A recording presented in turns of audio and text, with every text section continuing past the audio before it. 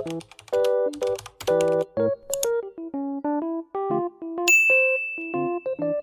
assalamualaikum warahmatullahi wabarakatuh. Di video kali ini aku akan membahas tentang kekerasan pada perempuan atau KDRT.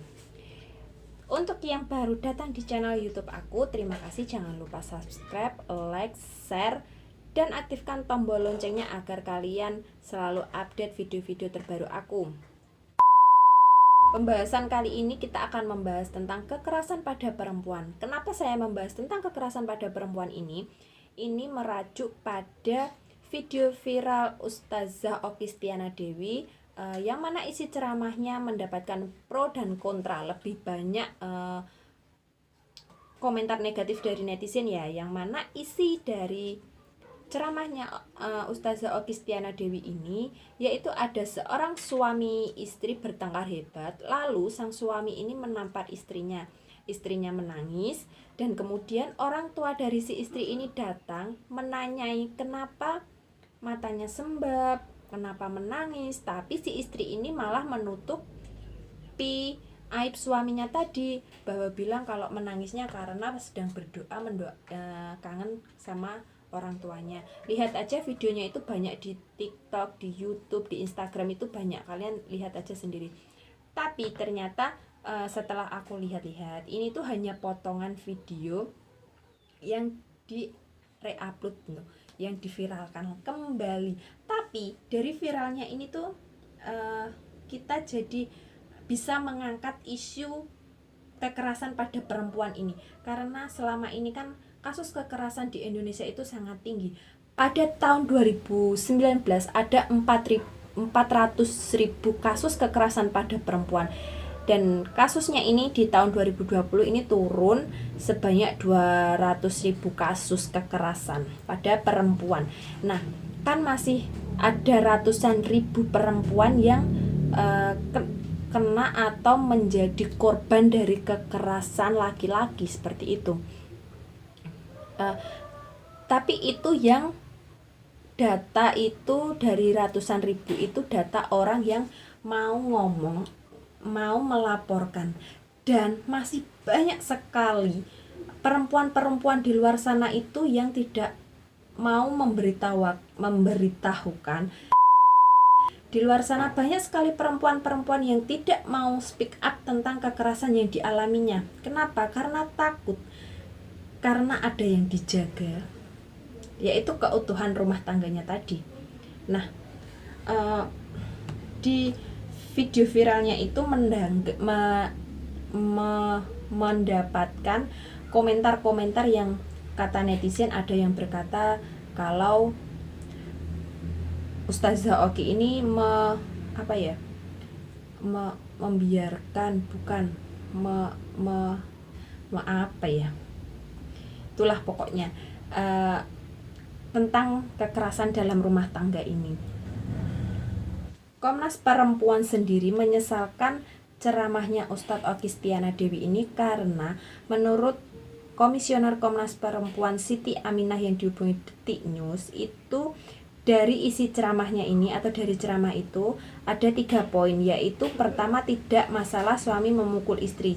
Kedua, istri tidak boleh menceritakan kekerasan yang dialaminya karena merupakan aib rumah tangga.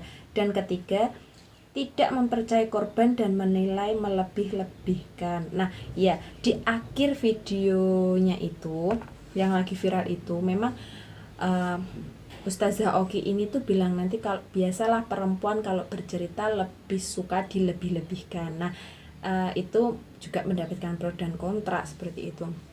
Nah ini Khalil Nafis ini, tidak semua kekerasan dalam rumah tangga harus disimpan rapat-rapat. Juga jangan sampai setiap kekerasan dalam rumah tangga diceritakan kemana-mana. Nah ini maksudnya itu tidak boleh menceritakan kemana-mana, tapi menurut Bapak Khalil Nafis, tidak semua kekerasan dalam rumah tangga harus disimpan rapat-rapat. Juga jangan sampai setiap kekerasan dalam rumah tangga diceritakan kemana-mana dan dilaporkan ke pihak penegak hukum. Nah, maksudnya ini aib rumah tangga itu tidak boleh diceritakan di sembarang orang. Aib rumah tangga itu harus kita ceritakan ke orang-orang yang memang punya kapasitasnya seperti penegak hukum atau ke ustadz-ustazah, kita itu psikolog, kita harus tahu mana tempat kita bercerita yang baik. Karena apa? Karena tidak semua orang mengerti, paham dengan apa yang kita ceritakan. Nah, seperti itu. Kasus kekerasan sendiri di Indonesia itu paling banyak diduduki DKI Jakarta. Dan pelaku kekerasan seksual ranah KDRT atau RP tahun 2020 catatannya itu yang paling banyak dilakukan oleh pacar, mantan pacar, saudara kerabat, ayah. Nah, jadi kekerasan di sini itu bukan maksudnya cuma suami dan istri ya. Aku membahasnya tentang kekerasan pada perempuan. Nah, itu tadi yang pacar itu ada 1074 kasus. Itu baru pacaran. Ya gini loh. Kalau kamu pacaran sama orang yang sifatnya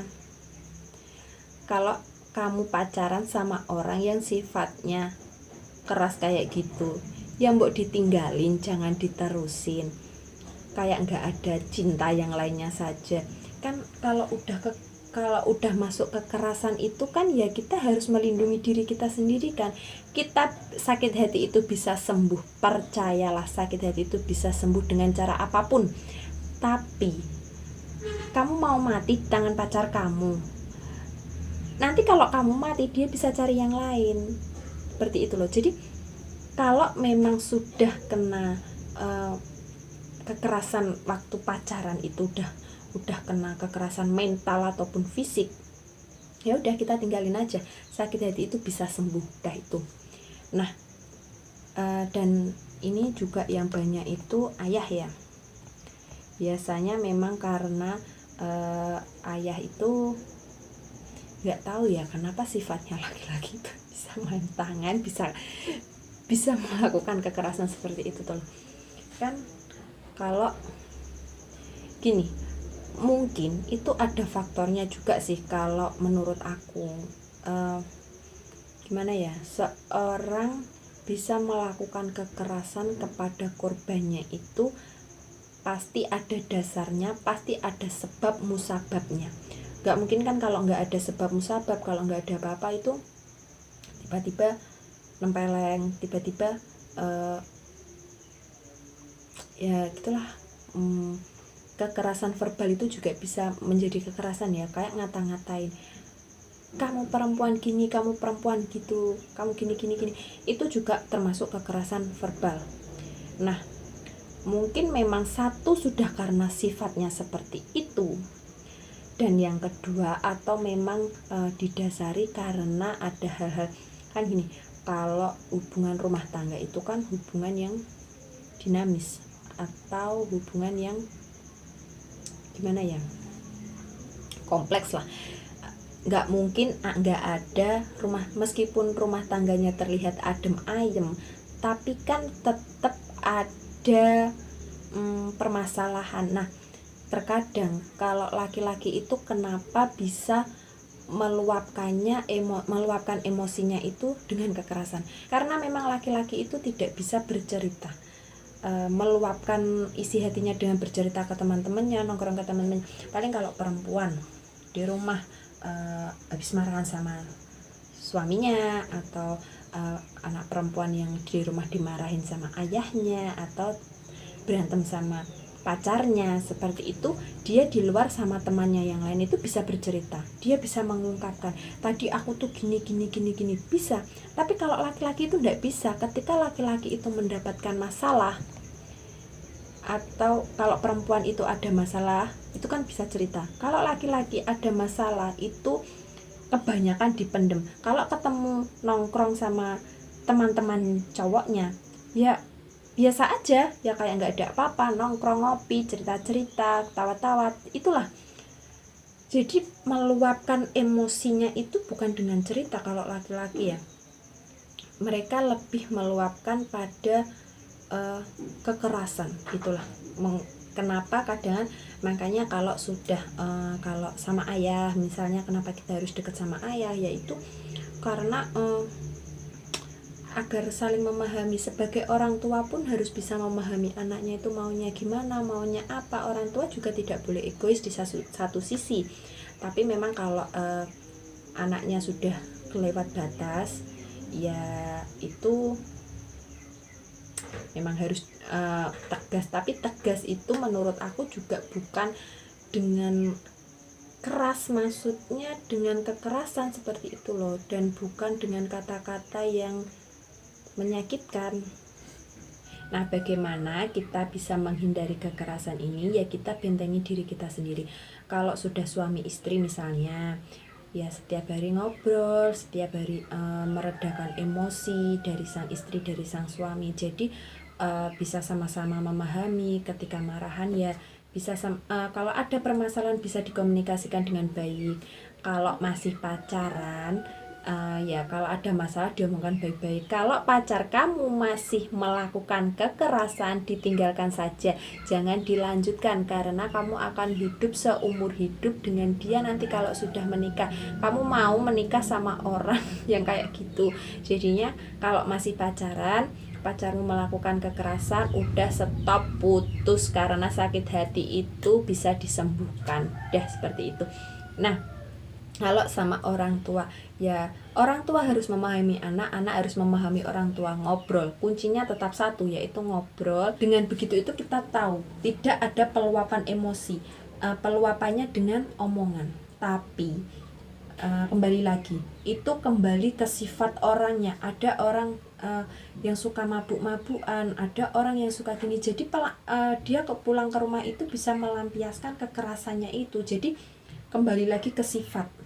Kalau memang sudah sifat, ya ada susahnya juga seperti itu. Dan tidak ada lagi perempuan yang mengalami kekerasan verbal maupun non-verbal, fisik maupun non-fisik. Jadi ada tempat juga untuk perempuan itu bisa hidup dengan damai seperti itu. Oke guys, itu tadi pembahasan kita tentang kekerasan perempuan. Tonton lagi video selanjutnya dan tunggu video selanjutnya. Dadah.